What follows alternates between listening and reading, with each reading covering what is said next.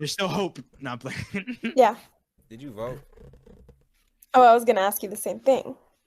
Who did you vote for? Who did you vote for? I asked you first. I voted blue. How about you? Man, You did for real? get the fuck out of here. You want to see something? Sure. Give her a reason. Can you like give me a reason you voted blue?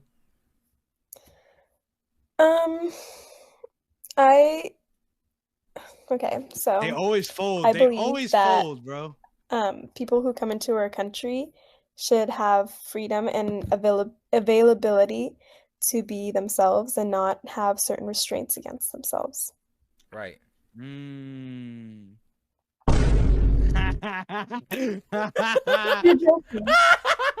I saw the demographics for the exit poll.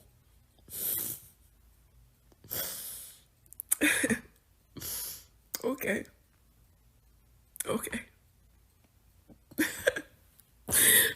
Thank you. Thank you for letting me know. Thank you.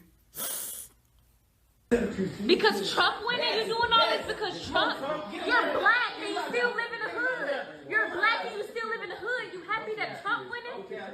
What do you think he's gonna do for you? Trump not doing shit for the poor people. All of y'all out of here. Who is y'all? Because you ain't got no money either.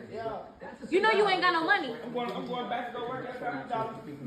You finna go back to work at Family Yeah, I'm Dollar. going back to go work at Family Dollar. Why? Because he gonna kick the migrants out? I don't know. So I'm going for Trump. Trump. Do you know what's going? You so happy about Trump going in office? How you feel about it now? Look, she went up 48%. I don't care what she did. What this campaign was like. For Maine, I mean. Wow, I can't believe it. This is gonna be just like that movie Obama and them put out. As soon as he wins, it's gonna be just like that movie Obama put out. Leave the world behind. So you ready to leave the world behind? You know once the world go to shit, Trump ain't gonna come help us, right? Look. The Constitution has provisions for it, but can we just all agree that we are about to enter a political period that will have consequences for the rest of our lives. We cannot give up. We now find ourselves in a time in history that has precedent, and we find ourselves, I believe, in a time where there are, let's say, peers in history of mass movements of people that mobilize to protect one another in times of fascism and authoritarianism. And this is the era that we are poised to enter. Donald Trump has talked about turning the military on U.S. citizens that he deems his domestic political enemies. Authoritarians and people that he affiliates closely with and strongmen abroad in regimes like that, it is not uncommon to jail political dissidents or legislative opponents. This is the world that we very realistically may be entering. Hey, so listen, I'm gonna let y'all know this right now, okay? So you little trumpets, like, y'all won. I know you're happy, whatever the fuck. Ain't nobody acting like bitter losers. However, y'all need to leave me the fuck alone. Because I got one more fucking cigarette in me before I start lighting your asses up. Alright? And that's word to the United States of motherfucking America. Yeah.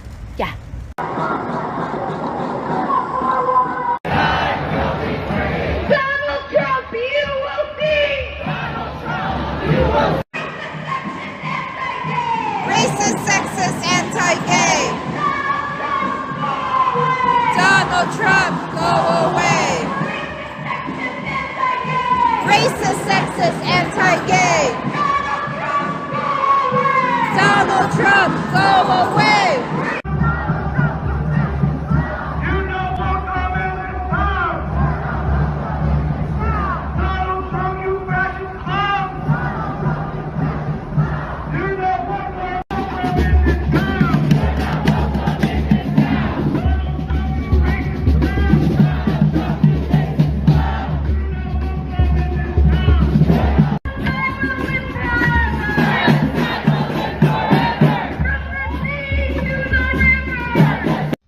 easiest ways to leave the country as an American. Sorry guys, I simply cannot smile at the moment. It's been a long 24 hours. If you're under 30, consider the Australia or New Zealand working holiday visa. Granted, this is a temporary fix, but Australia allows American citizens up to 3 years on a working holiday and New Zealand offers 1.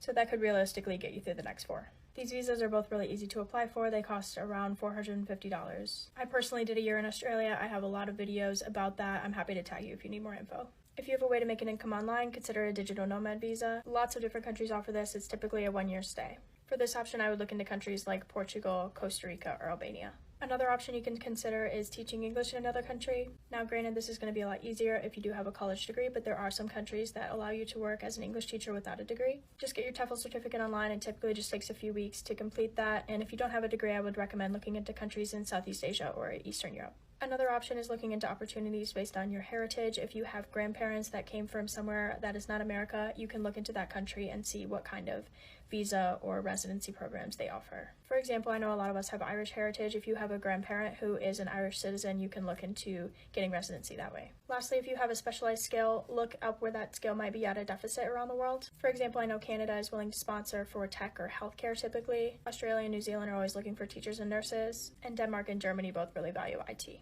I personally am working diligently on my exit plan. Stay safe out there, guys. I'm going to get drunk today, and I'm going to act like an angry black fucking woman, because I'm fucking angry! I'm mad! I'm upset!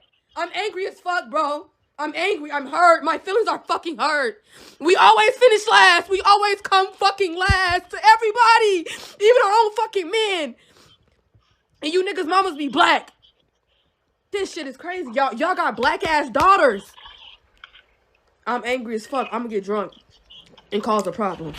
This is a PSA for any of the ladies that have been seriously considering divorcing their husband. There's a lot of big conversations happening now that we have the results of the election, one of them being no-fault divorce. That is a type of divorce that allows you to end your marriage without needing to prove that anyone is at fault. Some lawmakers are looking to abolish that, which is going to make you divorcing your husband a lot harder. So here's what that potential change could mean for you. You're going to have to prove that your husband did something wrong, which can be even more expensive, emotionally draining, and time-consuming. Legal battles over fault can keep you in an endless and very expensive fight. Removing no-fault divorce could mean higher conflict in court, which is certainly not ideal for your kids or you. Without no-fault divorce, you lose the freedom to decide when to leave your marriage. Your private decision could be left up to someone else's idea of what's right. So if you're unhappy in your marriage, now might be the time to act. Protect your right to choose what is best for you and your kids before it's taken away. Because the reasons that you want to leave your marriage are no one else's fucking business. What do you do, man? Like, if she loses, right? Mm-hmm. What's your next tech? Is it just shitting on Trump for 4 years, waiting for the next? I think basically just finding out what are the 5 things that matter the most to me in terms of like how I live my life, and then which countries around here have those 5 things available. You're doing this and shit? Then which one do I go to? You're one of these. Well, you would want to go to one that also isn't going to be so easily toppled to just be the next Trump in 4 years. You want a 6 segue? Okay, so we're closing in on almost 5 p.m. Eastern time, and I've been tracking everything that's been going on across the country today. And my most important encounter was when I went out to get my champagne. I was talking to the guy in the store, of course, asking him, did he vote? And he said he did early voting, and he asked me if I early voted. And he asked me, you know, why I was getting the champagne. And I said, because I'm going to be toasting Madam President tonight. And he just looked at me with kind of like a smirk on his face. And I said, you know, she's going to win this, right? And he says, oh, well, it's very, very close. And I said, no, it's not. He says, well, what do you mean? I said, no, it's not. The women of America are making their voices heard. Reproductive rights is what it all comes down to. And the women are voting in numbers relative to men that are unbelievable. She's won this. And I said to him, she's going to take every one of the swing states plus Iowa. And he said, oh, but the numbers are so close. I said, I'm a political analyst. I'm telling you right now, the numbers are there. She's taking this election. And then I said to him, you realize, and he didn't tell me who he voted for, but of course I knew. And I said, you do realize you wasted your vote, right? And I didn't care. And I walked out with my bottle of champagne and happily walked home. Bye-bye.